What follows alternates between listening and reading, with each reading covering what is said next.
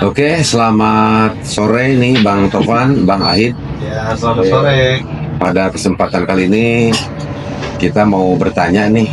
Kita ingin ada jawaban dari dua-duanya nih. Yang pertama mungkin dari Bang Tovan dulu deh.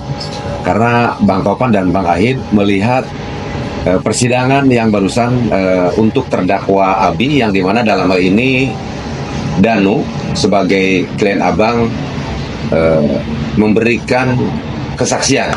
Bagaimana komentar Abang terkait hal ini, Bang, setelah melihat fakta persidangan yang barusan sudah digelar? Terima kasih. Ya, terima kasih Kang Heri. Kami alhamdulillah hari ini bisa datang langsung untuk mendampingi Danu, dan kita juga sudah memberi tadi semacam penguatan gitu ya, karena memang kan ini sudah panjang sekali. Beliau sudah hidup di lapas juga sudah lumayan gitu ya, sudah lama. Tetapi tadi pada saat persidangan kita melihat Danu tetap menurut kami tetap eksis gitu. Apa yang disampaikan Danu pada saat persidangannya dia, dari rekonstruksi, dari pemeriksaan dalam persidangan sampai hari ini ya, kita lihat masih cukup bagus, cukup eksis gitu ya.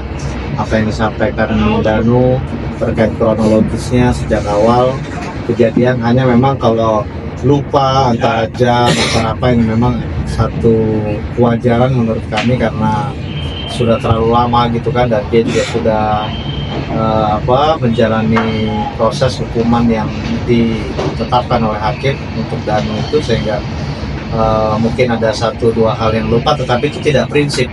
Kalau yang prinsip sejak dia di warnet, kemudian ditemu Pak Yosef, kemudian mengarah ke TKP, kejadian demi kejadian, sebetulnya tadi kita lihat masih semuanya masih baik sekali ceritanya, alurnya, bagaimana proses Abi dan Arigi datang, bagaimana proses eksekusinya Bu Tuti, eksekusi Amel, itu semua bisa diceritakan Danu dengan gamblang, dan menurut saya tidak ada yang berubah gitu ya. Ini bukti bahwa tidak ada rekayasa apapun yang Danu sampaikan terkait Subang ini. Jadi yang disampaikan sama Danu ya murni apa yang dia alami, dia lihat langsung dan dia lakukan gitu kan.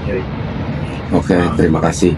Nah, dalam hal ini masih tetap dengan pertanyaan yang sama, karena kebetulan Bang Ahid juga tadi berdekatan duduk dengan saya. Bagaimana nih Bang Ahid, barangkali ada komentar dari Bang Ahid terkait hal ini? Ya, kalau saya melihatnya sepakat dengan tadi yang disampaikan Bang Tovan, bahwa sejauh ini Danu tetap konsisten. Keterangan dari awal sampai akhir, pada saat pertama membongkar kasus ini, BAP-nya tidak berubah, detail, rigid gitu, hanya betul memang satu dua hal memang merupakan, kalau saya pikir itu manusiawi, karena mengingat waktu yang sudah sedemikian lama gitu ya. Terus terang kalau melihat dari persidangan tadi begitu ya, hakim juga memimpin persidangan juga dengan fair gitu ya. Danu menceritakan dengan tegas, lugas, percaya diri, dengan mantap gitu ya, karena kita semua bisa melihat begitu, ketika misalnya Danu berbohong gitu ya, pasti ada celah begitu, pasti ada kesalahan dalam menutur menceritakan ulang kasus seperti ini, karena ini kan sudah bertahun-tahun kejadiannya ya. Tapi itu tadi tidak ada satupun hal yang terlewatkan. Jadi Danu tetap konsisten dan tidak ada hal yang menurut kami menyimpang dari yang disampaikan oleh Danu gitu kan. Oke, terima kasih. Sebelum kepada yang lain, ini tadi kebetulan ada juga yang bertanya di dalam kolom komentar, yaitu terkait klien Abang, Bang. Kan sekarang kita ketahui bahwa klien Abang dalam hal ini Muhammad Ramdhanu didampingi oleh LPSK. Nah, yang ditanyakan sama teman-teman itu, sampai kapan Bang begitu Danu didampingi oleh LPSK ini? Karena mungkin dalam hal ini Danu itu bisa dikatakan sebagai Jesse yang membuat kasus Subang ini menjadi terang benderang, sehingga pada saat nanti selesai Danu sekalipun menjalankan hukuman, ada kekhawatiran nih. Nah, yang ditanyakan sampai berapa lama ini Danu dalam hal ini didampingi oleh LPSK? Demikian Bang. Siapa nih yang jawab? Ya, monggo, ini siapa aja? Ya, saya jawab sedikit ya, nanti Bang Jadi selama kasus ini belum tuntas gitu ya, ya Danu pastinya akan selalu siap untuk dipanggil sebagai saksi, dihadirkan sebagai saksi. Dan memang LPSK ini yang kita lihat sampai hari ini tetap mendampingi Danu. Tadi pada saat sebelum persidangan saya sempat untuk ketemu Danu, dan situ juga ada LPSK, dan kita banyak sharing sama LPSK. Jadi sampai hari ini memang LPSK tetap mendampingi Danu. Dan tadi juga Danu sudah membuat surat secara tertulis gitu ya, bahwa dia tetap mengajukan permohonan untuk diperpanjang. Jadi ini memang ada mekanisme yang diatur oleh LPSK. Jadi Danu mengajukan permohonan untuk perpanjangan pendampingan gitu kan, nanti akan diproses lagi secara administrasi oleh LPSK gitu. Mungkin itu. Ya. Kemarin memang diperpanjang ya untuk perlindungan LPSK dan itu selama 6 bulan ke depan gitu ya. Tapi menurut sepakat saya yang disampaikan Bang Topan, sepakat karena gini, ini perkara kan masih ongoing proses ya, artinya keterangan Danu masih dibutuhkan. Nah, ketika keterangan Danu masih dibutuhkan, ini kan pasti akan bersinggungan dengan pelaku ini, begitu ya. Apalagi pelaku ini dua masih di luar, begitu ya. Nah, bisa dibayangkan, ini tindak pidana pembunuhan berencana dan sadis sekali pembunuhannya, begitu. Nah, bisa kita pahami bahwa watak dari pelaku pembunuhan ini seperti apa, kan begitu. Nah, ketika di luar ketemu dengan orang yang memasukkan dia ke dalam penjara, bisa dibayangkan. Saya tidak menjudge bahwa mereka seperti itu ya, tapi saya ingin mengajak berpikir teman-teman netizen bahwa bisa dibayangkan ketika orang yang punya watak dan perilaku seperti itu ketemu orang yang menjebloskan dia ke penjara, itu bisa dibayangkan seperti apa dendamnya begitu, dan seperti apa perbuatan yang kemungkinan bisa mereka lakukan terhadap Danu begitu. Makanya harapan kami tentunya perlindungan LPSK terhadap Danu diperpanjang gitu, dan itu dimungkinkan oleh undang-undang gitu selama prosesnya masih berjalan begitu. Oke, ini Bang, satu lagi yang ingin saya tanyakan. Kita mendengar ya di dalam fakta persidangan bahwa untuk Abi Aulia di sini didakwa 340, 338, Junto 55, 56. Nah, kalau seandainya kita merujuk kepada vonis yang dalam hal ini sudah diberikan kepada terdakwa Yusef Hidayah di pengadilan pertama begitu, itu vonisnya 20 tahun penjara yang tentunya lebih rendah daripada tuntutan TPU. Nah, kalau seandainya untuk Abi sendiri Bang, apakah misalkan dalam hal ini tidak mengakui juga, intinya begitu, apakah ini memungkinkan tidak untuk hukumannya itu sama atau berbeda kira-kira dengan Pak Yosef? Demikianlah, terima kasih, mohon pencerahannya. Saya dulu, ya saya yakin jaksa akan menuntut dengan tuntutan maksimal kan, ya dengan tuntutan maksimal, apalagi kan ini sudah terang benderang bahwa dari kesaksian Danu saja sudah terang benderang bahwa keterlibatan Abi dalam pembunuhan ini sudah jelas gitu kan.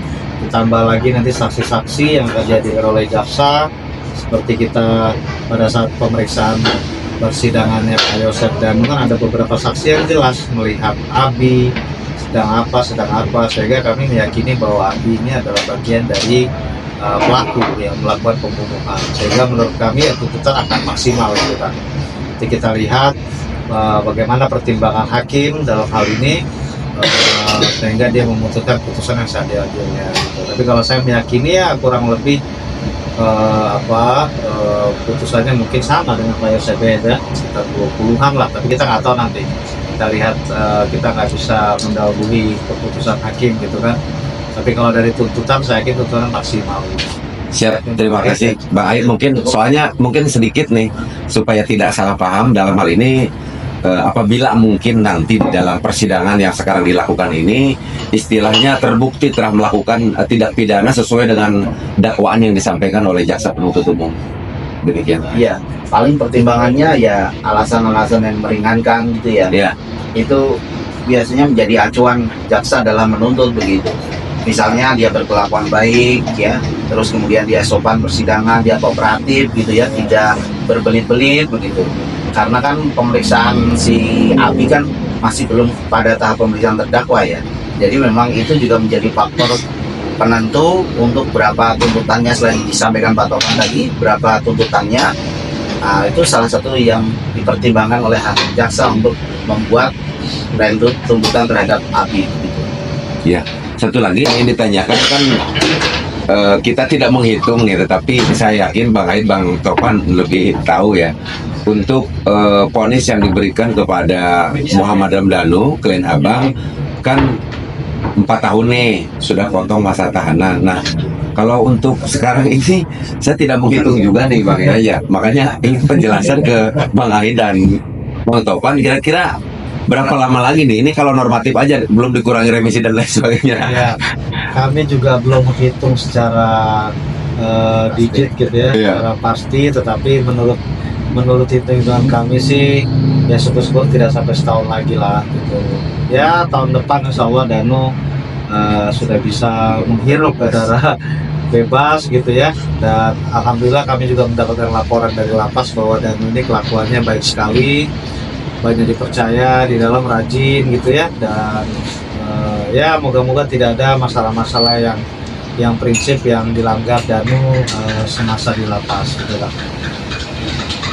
Doakan saja gitu, doakan saja semoga lancar. Dan ya hitung-hitungan kita sih kemungkinan tahun depan lah, insya Allah tahun depan sudah bisa dan bebas. Tapi tepatnya kapan mungkin nanti kita di ruang waktu yang lain lah, kita saat podcast yang lain gitu. Oke, barangkali dari Bang Yahya. Siap. Silakan. Baik, terima kasih waktunya Abang Topan dan Abang Adi. Pertama yang harus saya sampaikan, kali ini ada salam terlebih dahulu buat abang keduanya, Bang Topan dan Bang Adi. Dari semua netizen nih, rata-rata sampaikan salam, kemudian salam sehat buat semuanya. Terima kasih. Nah, baik. Pertama, barangkali pertanyaan yang sering muncul dalam kolom komentar ini adalah, Bang, katanya gimana kabarnya Danu? Bagaimana Bang? Ya, Danu alhamdulillah sehat walaupun seperti teman-teman lihat tadi gitu ya. Danu sehat, Danu lebih fresh, dan di dalam itu ternyata semua itu baik dengan Danu gitu ya. Tadi saya dapat laporan juga, terus ibadahnya luar biasa. Dia malah sekarang sering diminta untuk ngajarin ngaji. Jadi napi-napi di dalam itu banyak yang diajarin dia ngaji gitu kan. Banyak dipercayalah sama teman-teman di dalam gitu ya. Kalau kita lihat sih ya wajar ke Kang Yahya kan dan teman-teman ini kan adalah YouTuber dari awal nih. Siap. Kalau teman-teman mungkin bisa melihat bagaimana Danu dahulu pada saat dia belum berani bokap, Danu seperti apa gayanya, terus sering pendiam gitu kan, murung, kayak sering linglung dan lain-lain. Kalau sekarang itu kayaknya sudah tidak lagi gitu ya, jadi dia benar-benar fresh lah gitu. Alhamdulillah gitu lah. Alhamdulillah, berarti lebih baik ya? Alhamdulillah lebih baik ya. Baik, Kang, sekarang masuk ke dalam persidangan, bahwa tadi seringkali disaksikan atau diucapkan oleh saksi Danu sendiri. Dari kesemua itu, apakah kesaksian Danu ini juga sangat memberatkan daripada pihak tersangka Abi itu sendiri, atau presentasinya sama dengan Yosep atau di bawahnya barangkali? Ya, kesaksian Danu ini penting ya, karena kesaksian Danu ini kan kesaksian dia sebagai pelaku yang melakukan, dan pasti apa yang disampaikannya juga menjadi atensi dan pertimbangan pertimbangan yang sangat kuat bagi hakim gitu kan.